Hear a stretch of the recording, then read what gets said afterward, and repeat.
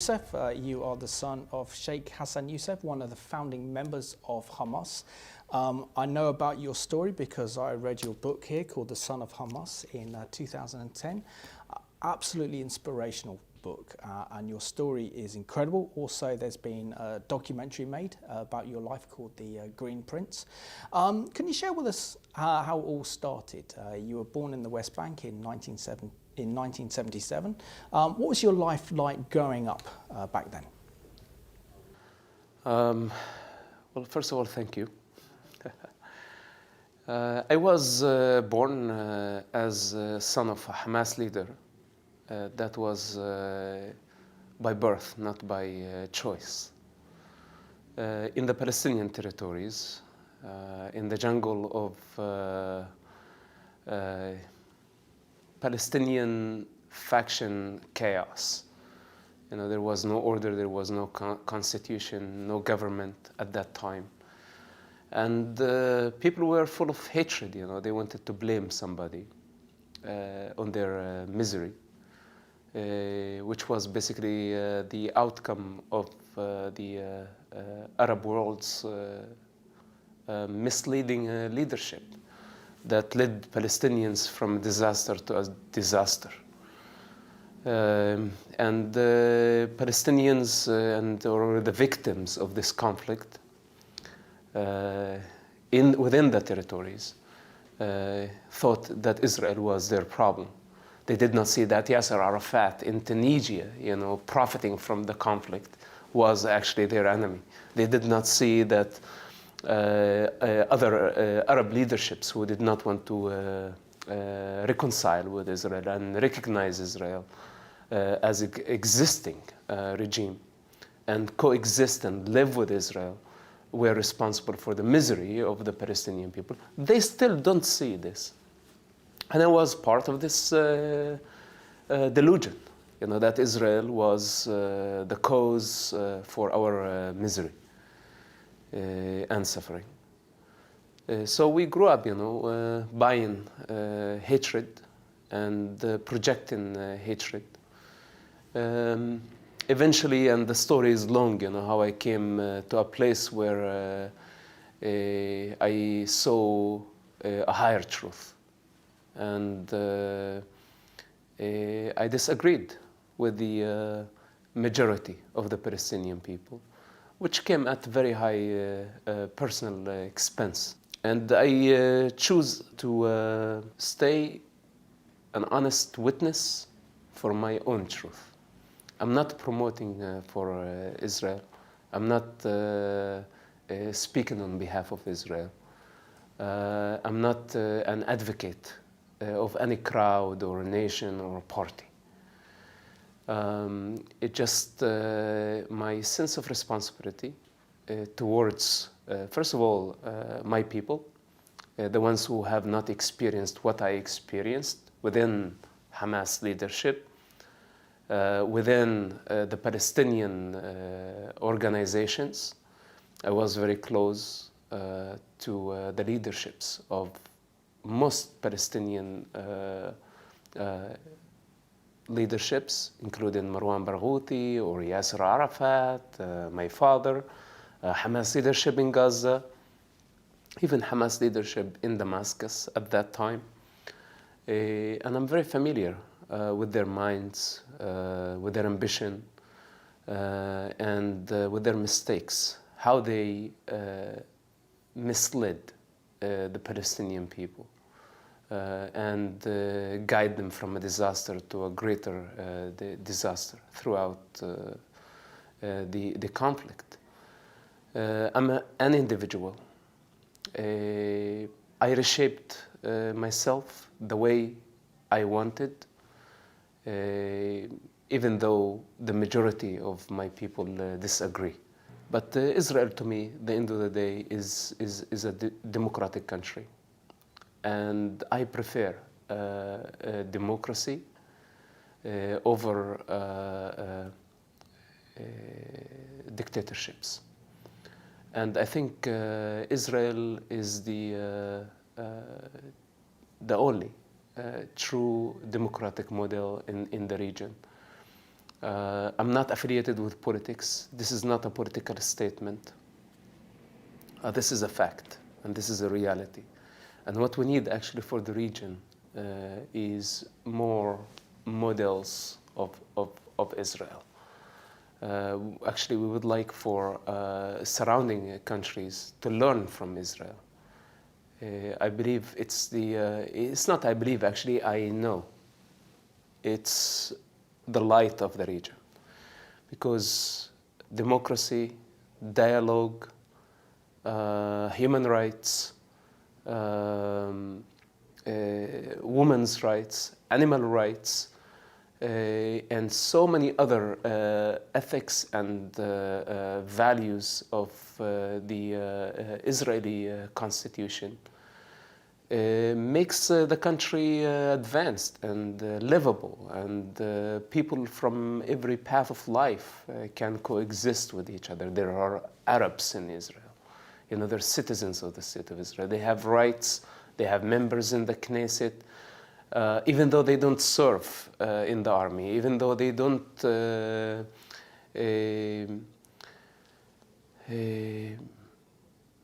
do all the duties that other citizens do in the country, they still have rights like any other citizen in the country. And this is remarkable. Where are the Jews of the Arab countries? You know?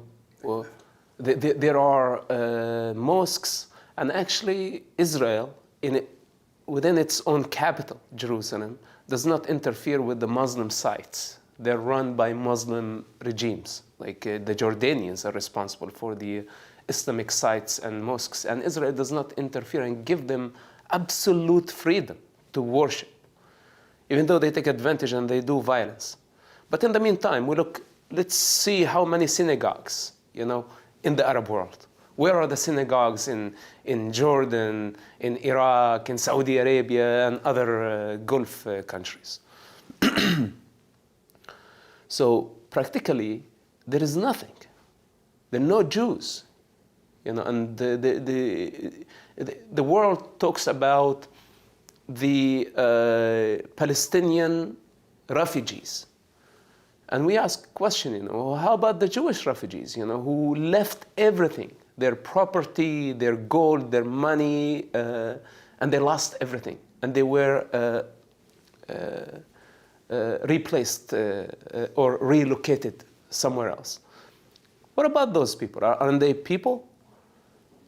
So there is definitely a double standard in the way we are discussing the reality of the Middle East. Absolutely. But how did you come to this mindset? Because that is an extraordinary transformation. You know, you were and still are the son of one of the founding members of Hamas. You know Hamas inside out. You know the Palestinian leadership. You know how that you were your mind was poisoned to believe such a narrative. And now you have a completely different perspective. What was the trigger that actually transformed your mindset and saw the truth as you see it? It's by observation, you know. This is what science is all about. You know, we observe and we make sense of what we see. And there are facts. You cannot deny them. You know, of course, people in their political delusion, they can deny things, you know, and they can accuse Israel, and they can praise the predator, you know. The people can say whatever they want to say. I am responsible for my words, and I speak with the authority of my experience and first-hand observation of the reality, knowing Hamas leadership, knowing Palestinian Authority leadership, and knowing that they are the enemies of the Palestinian people. Israel cares for the Palestinian people more than their own leadership cares. You know, actually, Palestinian leaderships want Palestinian people to die, and that's a reality. It has been like this for so many years. There is no need for them if people don't die. And every now and then they start a war. So for me, you ask me what triggered that? It's an evolution. You know, it's like we grew up witnessing the first Palestinian Intifada. And during the first Palestinian Intifada, you know, I was next to a cemetery, and we witnessed death on a daily basis. And as children, we thought Israel was responsible for that. Not knowing the truth that Palestinian leaderships sent children, instead of going to schools, they forced them to go and confront with the IDF. And they sent suicide bombers, and they sent all type of individuals to commit terrorist attacks, killing civilians. Started by stabbing with a knife, with a gun, and eventually it became suicide bombing attacks with the name of nationalism. That by doing this, we're going to emancipate ourselves from what's so-called occupation. Now the question is, does any Palestinian leader really want the Palestinian conflict to end? If the conflict ends, they don't profit anymore. There is no need for them anymore. This is why they ask for impossible things, that they actually, there's no solution for their political ambition. There is no satisfaction. Nobody can satisfy them. And they know this truth. But by sending people to die, the world has to pay them off, you know. And this is the fuel for their endless cycle of violence. So now, observing such a reality and seeing, by the way, the vacuum and the gap between their lifestyle and the children of Gaza and the people of Gaza. On one hand, you know, they're full of corruption. They spend the public money that they collect by the name of the victims. They spend it, and the world knows how they spend it. Is it something like 65% of the residents of Gaza are living under the poverty line because of the totalitarian regime of Hamas in Gaza? Right, you know, it's like all the funds that come to Hamas in Gaza, they're invested in building tunnels, you know, and building a military wing, rather than bringing milk to the children of Gaza. Right now, you see, it's like the reality. This is how I observe it. I don't know how intelligence services see it. I don't know how the donors in the European Union see it. And I don't care how they see it. For me, I see Mahmoud Abbas cutting electricity from the Gaza Strip, cutting milk, medicine. And now the situation in Gaza Strip at the edge of another conflict. What I see, Mahmoud Abbas wants Hamas to attack Israel. So Israel will attack Hamas. As outcome, children will die. So this is the Palestinian leadership mentality. When they don't have money, when the United States cut funds or reduce the funds from Mahmoud Abbas, he would say, sacrifice a few hundred children in Gaza Strip so the world can outrage against Israel. You know, they will blame Hamas. Well, Hamas is a terrorist organization. You know, it's a terrorist organization on every country's list except Switzerland. Thank God, I don't know why. They will blame Hamas and they will blame Israel, and Mahmoud Abbas will raise billions of dollars out of this suffering. How he is going to spend it, I don't know. Gaza does not have electricity, does not have medicine. People are dying. Children are dying in hospitals because they don't have electricity in the hospital. They don't have medication. So the average person, you know, who don't know all dimensions of this conflict will look at Gazan children dying, and it's going to be just the exchange of a blame. You know, they just want anybody to blame. Israel is going to be the party to blame. Even though Israel will open its hospitals, even though Israel will ask civilians to evacuate, to get out from certain areas so they can come and deal with the tunnel problems, and Hamas will force civilians to stay. And in their ignorance, they will stay. Then there will be civilian casualties. Instead of blaming Israel, you need to blame the party that used civilians as human shields. So this will bring us again and again, how many dimensions to this conflict and how it's played by infinite forces of existence. That does not even start with Mahmoud Abbas and Hamas. Mahmoud Abbas considered, the moderate Palestinian leader. His partner, he's a criminal. But of course, he knows how to get away with it. He knows how to manipulate the international public. Iran has something to do with it. Saudi Arabia has something to do with it. Qatar has something to do with it.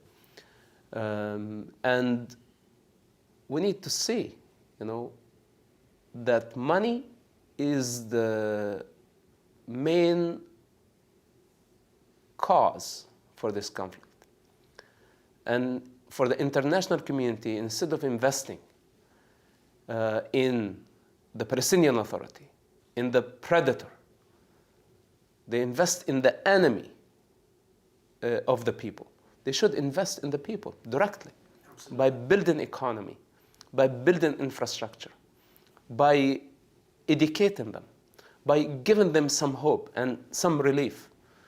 I don't think a sanction against civilians in Gaza Strip will force Hamas to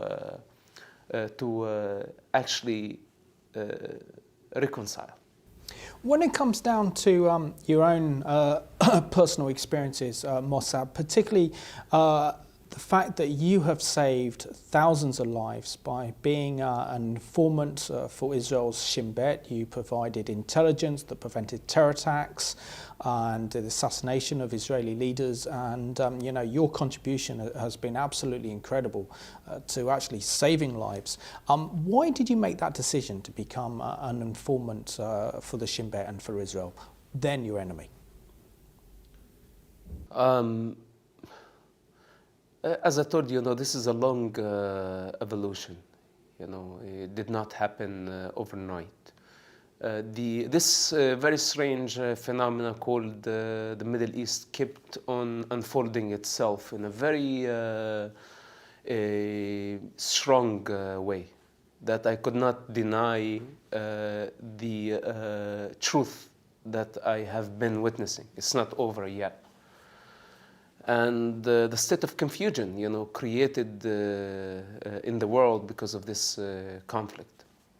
The more I witness, the more I observe, the more I'm certain that we are all responsible in a way or another for this conflict. It's a dependent existence, and every party has something to do with this. And this is why I don't like blaming Israel. It's the easiest thing to do. Just blame Israel, what's so-called occupation, which is non-existence. And I say non-existence because Palestinians have the opportunity of being independent. And Israel will definitely help them. Israel has no interest of controlling the Palestinians' lives. They don't take taxations from them. They don't need nothing from the Palestinian people. Actually, the Palestinian people take a lot from Israel. And Israel is willing to give more and more to help them on every level. So again, there is no direct answer to, what really, what was the event that made me believe that Israel is not the problem in the Middle East. It's more of a chain of events. And those events are not over yet. We will live, I will live, and we will witness more and more of this truth. That Israel is not the enemy of the Palestinian people. Israel is not the enemy of the Arab people. Actually, Israel has the power to invade, destroy most of the Arab capitals in matter of hours, if they want to. But they are not doing it. If the picture was the opposite, if any Arab country had the power Israel has, they wouldn't hesitate of destroying the state of Israel. Israel is always at defense, always. 99% of the wars that happen between Israel and Arabians, Israel was at defense. And possibly the only time it launched a war against Egypt, it was also in the understanding of defense. So the world can go on of denying this reality and this truth. But we all will pay a price. And it's time for us to take responsibility, to choose, which side, and I'm not talking about taking side of Israel as a political regime, but taking the side of a successful model that respects the human dignity, respects the human rights, and open for all type of people, for all religions. We have all religions practiced in the state of Israel. And this is another reason, if you ask me why. When I look at Israel and see Christianity practiced freely, Islam is practiced freely. There is a civil constitution that has the upper hand. This is the model that I would like to see in other Arab countries. In the Arab world, the upper hand is for the religious authorities. It's not for a civil constitution. It's to the culture and the unwritten law. This is not good. This is not going to help the human evolution. We need to understand that this is against the evolvement of individuals in the Arab world. This is another reason why I choose to believe in the Israeli model, in the democratic model. In the Arab world, they teach people to believe. In Israel, they follow the Western model of education. They teach people to doubt.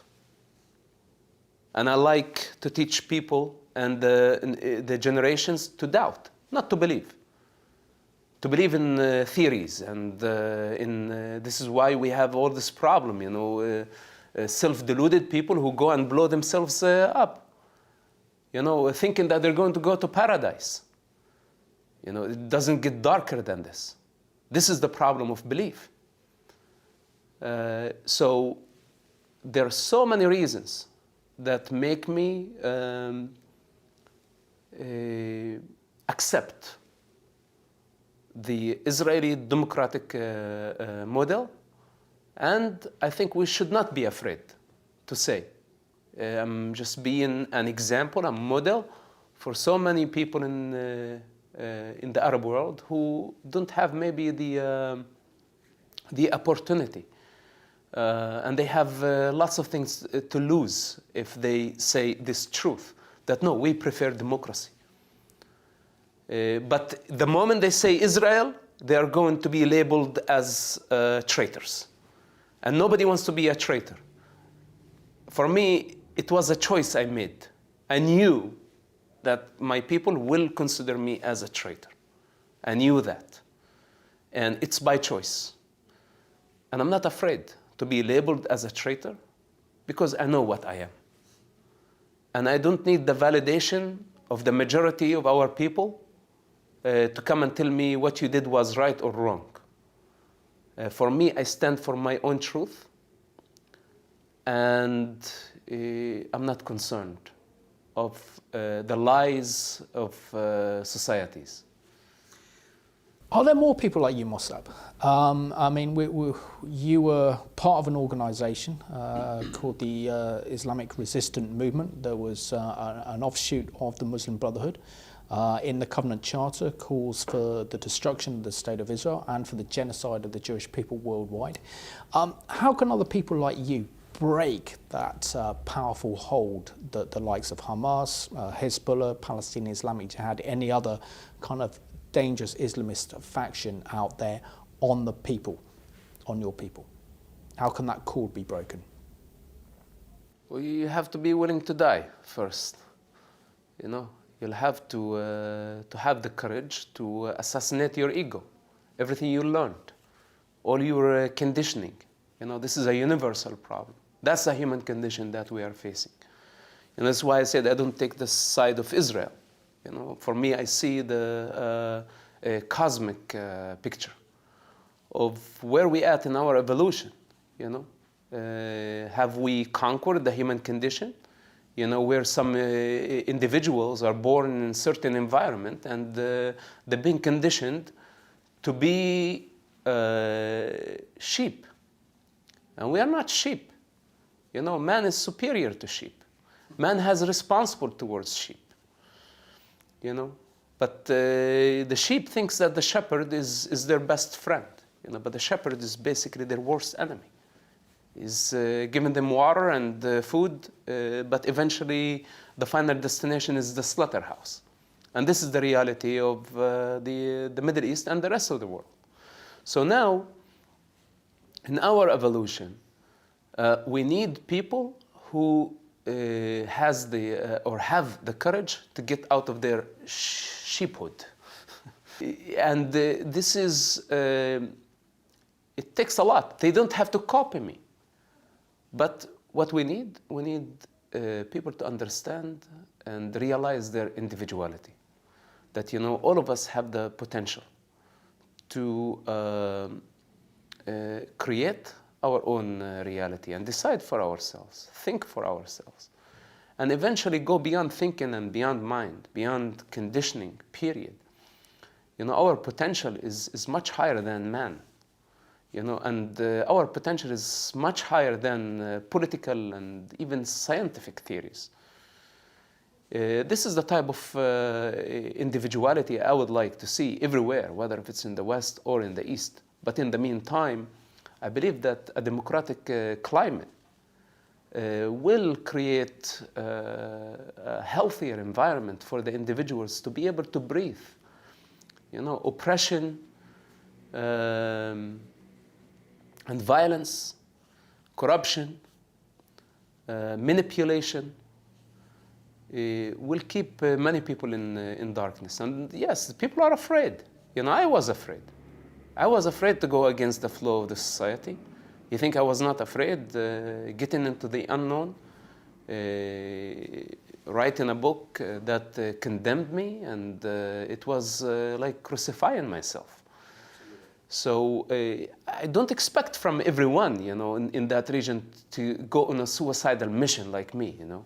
I wish there were. I mean, it'd be a more peaceful place. You know, it's like, why? Because basically they can grow in their understanding, you know, of their individuality without having to go and do all the extremes that I did. I don't invite people to do all the extremes. But in the meantime, I'm a living example that even though I went against the society and I've done so many extremes in my life, I lived.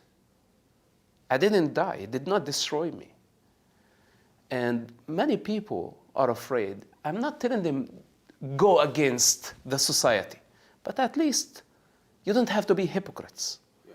Live in that society, but have a higher understanding, you know, and find a creative way, you know, of living without participating and getting involved in the destructive process.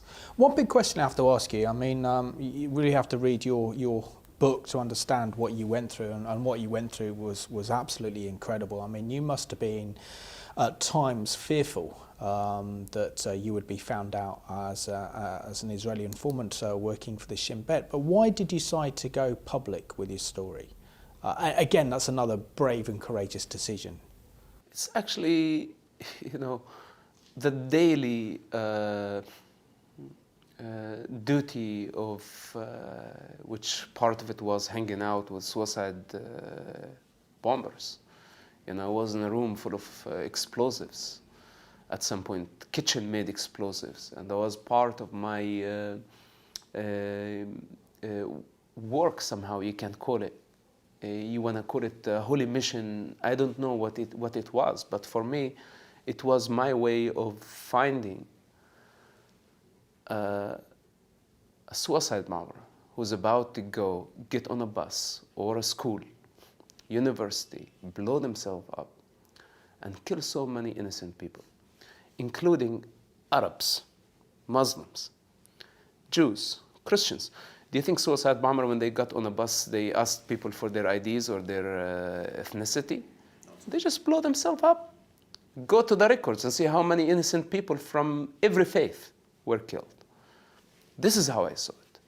For me, it was not like, informant for Israel, working for Israel, as much as take a responsibility, for whatever my position was in that moment.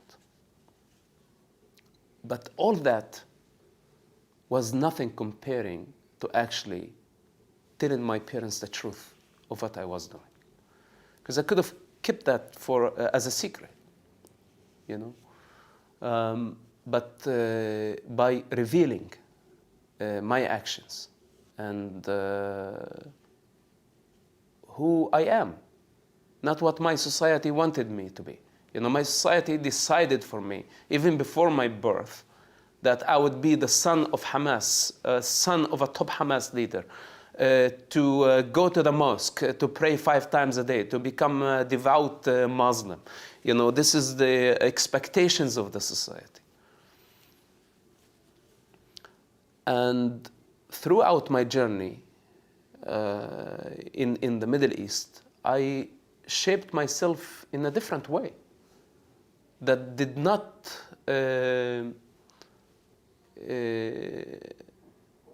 agree with the expectations of my parents, family, society, religion, even the God. Now, this is great to do such a thing, but to be honest about it and not to be afraid of who you truly are and go out to the society and tell them, this is what I did, this is my individuality, I don't regret it, and I share it with you because I would like for you to see through my lenses. This does not guarantee that they will know my truth. I am the only one who is capable of knowing my own truth.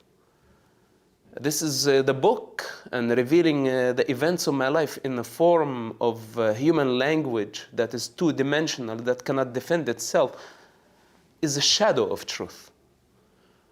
But I made it available for the individuals who are willing to transcend politics, to transcend culture, to transcend human mind, and see a higher truth of what's happening. It came from a place of love, place of responsibility. Nobody forced me to write the book. It was a suicidal mission. But again, projecting what I am in that book was much more dangerous, much more challenging than hanging out in a room full of explosives and suicide bombers. Can you explain why? Because basically, it's a suicidal. You crucify yourself. This is what crucifixion actually means. It's not only by killing your body.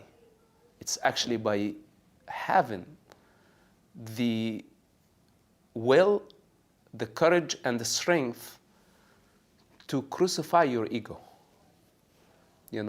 The old me. And my image in the society.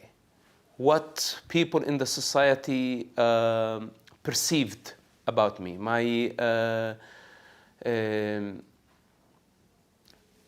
public image.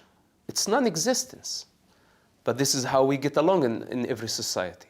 You know, we create a certain image for ourselves, and we become that image. Mosab, can you share with us your unique friendship? Is it with Ronen, who you work with within the Shin Bet, and the close bond of friendship that you had with him, or still have with him?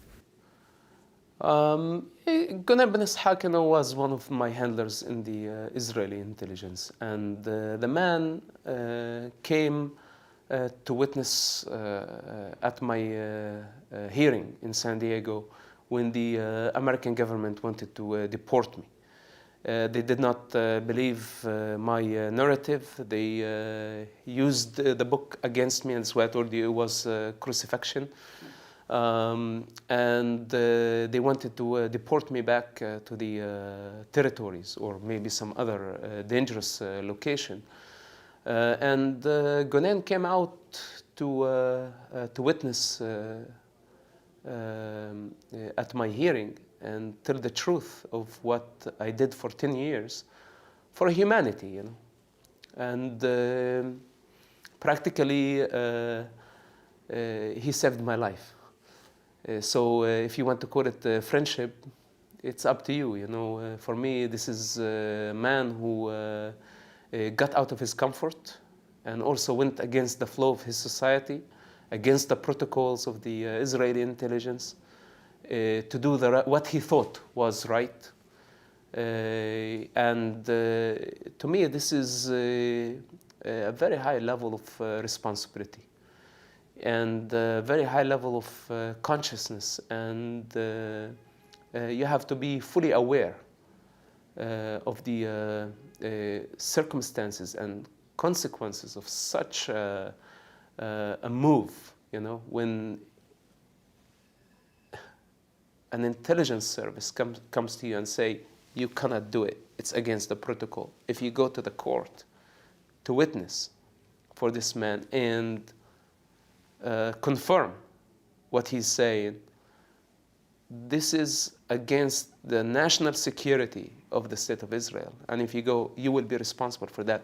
It's a direct threat. And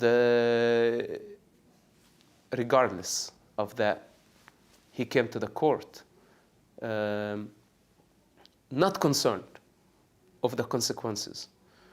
For me, this is a beautiful example, not only because he witnessed at my hearing. By the way, when he got to the court, the government dropped their case. He did not even have to say anything in the court. But I saw beauty in that. I saw strength. I saw individuality. You know, that I'm not the only one who's going against the flow of a society, of the agreeable. There is also other person on the other side. And there are, you know, throughout the journey now, it's like I see so many individuals in every society that they're going against the flow of the society, against the establishment. Not rebels. I don't like rebels, you know. I don't like the destructive mentality of just hating establishment, hating society. That's not my style. I'm talking about individuals who understand the dynamics of this process, they respect it, and they come up with some creative way to show strength and pure individuality. Can I ask you what you think of the current developments taking place with Hamas? And Khalid Marshall, the leader of Hamas, had a meeting with Mahmoud Abbas, and they've already had an agreement of national unity. It was signed back in November 2017, and now they are working together to oppose President Donald Trump's peace plan. What are your thoughts on this? You know, again, as I told you, they're just two faces of the same coin. You know, one of them knows how to play on a global level. The other one knows how to play on a local level. And both of them are just opposites that they serve the same cause. So I don't have respect for any of them. I don't want to take it farther and sound very extreme when I say I don't respect any politician. But this is the reality of the Middle East. And those are very dangerous players. And without conflict, they don't exist. And this is the time for the world powers to realize their game. There is an alternative. And instead of investing, saying, okay, we invest in Mahmoud Abbas versus Hamas, this is what they want. Mahmoud Abbas wants to look the good guy. How? By making Hamas look uglier. The uglier Hamas looks, the more terrorists they are, the more moderate he has become. So I don't think he's better. Do you think this will lead to a third intifada? As I said, we are at the edge. Yeah. And do you think that President Trump, who's taken a completely different approach to his predecessors in confronting this situation, and actually, in a way, saying that I recognise as the President of the United States Israeli sovereignty in Jerusalem, and it's important to get Jerusalem off the table, and just to tackle some of these issues that the West has turned a blind eye to for decades. So that is the incitement of your people to hatred and violence. That is funding mass terrorist organisation to carry on and fuel the conflict rather than coming to a genuine peace process, and not engaging with the people on the ground at a grassroots level that can actually are the people that make peace. This might sound right now that I'm pro-Trump, but also I'm not afraid of whatever people are going to think. I think he did the right thing. Because Mahmoud Abbas and the Palestinian leaderships, they just find impossibilities. And they try to convince everyone that they are possible. Like, for example, Jerusalem is one of them. The reality on the ground that Jerusalem is the capital of the state of Israel. It has been. And this is the reality on the ground. The fact that the American embassy is in Tel Aviv does not make Jerusalem, if you go there, you're going to see that the establishment, the authority on the ground is Israeli authority, with the majority of Jewish people in the city. Now, Palestinians want to reverse time, maybe in some Hollywood fiction, maybe we can reverse time and travel back in time. But in reality, we cannot travel back in time. I think we need to accept the reality on the ground. And this is the easiest way towards peace. But Palestinian leaderships want the impossible. Why? Because they want the conflict to continue. The American current administration want basically to get them out of this endless game. Come back to reality. And instead of living out in your idealism, out there far, far away, come back here and see the reality on the ground. It is the capital of the state of Israel. So once you take the card off the table, which basically living in falsehood and living in false hopes and giving public false hopes that, we are not going to be happy, live freely without Jerusalem as a capital. Really? Is this, is this the biggest concern of the Gaza children? They need medicine, they need food, they need education, they need infrastructure, they need freedom. They don't need stones and just like another territory, you know. It's like Jerusalem cannot guarantee the happiness of the Palestinian people or their freedom. So this lie has to come to an end. And this is why Mahmoud Abbas is very mad, you know. They want to fight for something that cannot be achieved. Mosab, the reason that I have the opportunity to interview today is because of the incredible work being carried out by Magin David Adom, and you're their guest speaker for their event tonight. Can you share with us your experiences of Magin David Adom in saving lives, be it Jewish, be it Arab, or whoever? Magin David Adom is basically a humanitarian organization. And again, you know, the region is at the edge, and their work is beyond politics and beyond government. Actually, they're not even funded by the government. And they serve humanity, they serve everyone, including Palestinians, and including actually Palestinian terrorists when they fall. They have like equal treatment. And I think this is one-of-a-kind organization. It's advanced. It uses very advanced technology. And nowadays, they are building a blood bank under the ground in case of disasters, in case of earthquakes, in case of Iranian madness, if they decide to launch thousands of missiles against Israel, which, you know, they already building their bases in Syria. They already gave Hezbollah tens of thousands of missiles. They gave Yemen missiles. They gave Hamas missiles. And Israel is such a small country, and it's, unfortunately, you know, it's a war zone, and we need to be prepared, you know, from a humanitarian point of view. We need to be ready for such a disaster. It's a one-of-a-kind situation, and this organization, the ambulance service in Israel, is one-of-a-kind organization, and they're pro-life, and I support them fully, and there is no way to go wrong with supporting them.